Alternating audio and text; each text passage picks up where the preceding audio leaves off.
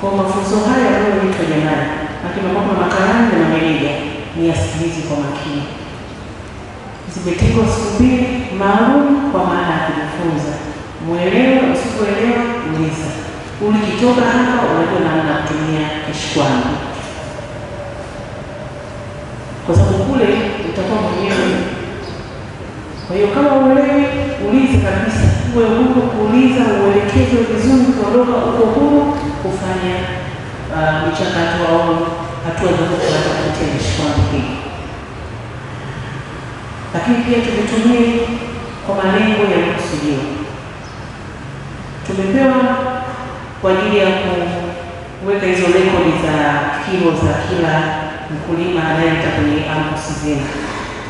Naamini si kwa matumizi mengine. Vitunzwe ili vidumu pia na viwekwe sehemu salama zaidi ili viweze kutumika muda mrefu zaidi. Kwa hiyo jambo zuri, nashukuru sana.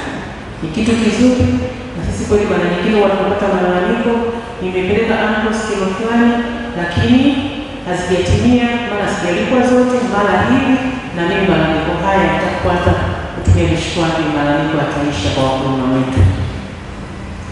Lakini pamoja na hayo, mfumo huu ninaupenda kwa sababu kokoa kwa halmashauri ya Kyela 90% ya mapato ya halmashauri tunategemea kokoa.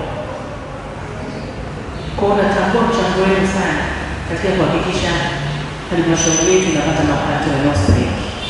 Bila nyinyi sisi hatuna halmashauri kwa maana ya mapato. Tunawategemea nyinyi 90% na zaidi. Na tunashukuru Mungu kwamba 90% siku hizi zimepanda. Hizi kwa mujibu wa soko, tofauti na zamani kwa mujibu wa makadirio ya bei. Lakini sasa hivi kwa mujibu wa soko tunapata tozo za halmashauri ambazo ni takwa la kisheria. Kwa hiyo niwaombe, nitumie nafasi hii kabla sijamkaribisha mgeni rasmi, niombe tena kwenu mameneja na makarani wote, kokoa hizi tukiziruhusu ziende halmashauri nyingine, ina maana tunapoteza mapato ya halmashauri yake. Ukiona umechepusha kokoa hizi zikaenda Busokelo, umechepusha kokoa hizi zikaenda Rungwe, ujue umekosesha halmashauri mapato. Na mapato haya tunayoyapata kama nilikwambia ndio nibeba kuonekana Kyela niko vizuri. Kwa hiyo mnisaidie mapato haya ndio nasema najivunia niko kipaumbele hata kwenye mkoa wa Mbeya. Kyela ndio naongoza kwa mapato. Ni kwa sababu kokoa ndio leo nibeba mimi jamani. Kwa hiyo ukipeleka ukichepusha kokoa hii kwenda pembeni umemaliza. Lakini pia haipendezi kwa sababu wakati mwingine naingia na migogoro na wakulima, naingia na migogoro na vyama vyenu hivyo, meneja au karani, nikishika mzigo unatoroshwa, mimi sasa nauchukua kabisa, sikupigi faini. Nikiukuta mzigo wangu na uchukisha kwenda Busokelo, nikiukamata silipi na faini safari hii. Tumekubaliana kabisa. Nachukua mzigo wangu, mimi naenda kuuza, nipate hela yote iingie halmashauri. Kumbuka ule mzigo sio wa kwako, na wakulima huko nyuma wanahitaji kulipwa fedha zao baada ya kuuza. Mkurugenzi kasisi magunia 100 au magunia 50 nimeyabeba. Haileti picha nzuri. Tutaleta migogoro kwa wakulima.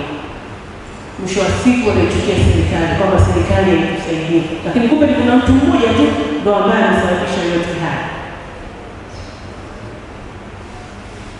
Kwa hiyo nimefurahi sana mliponialika. Kwa sababu siku zote wanatamani niyazungumzie wapi haya.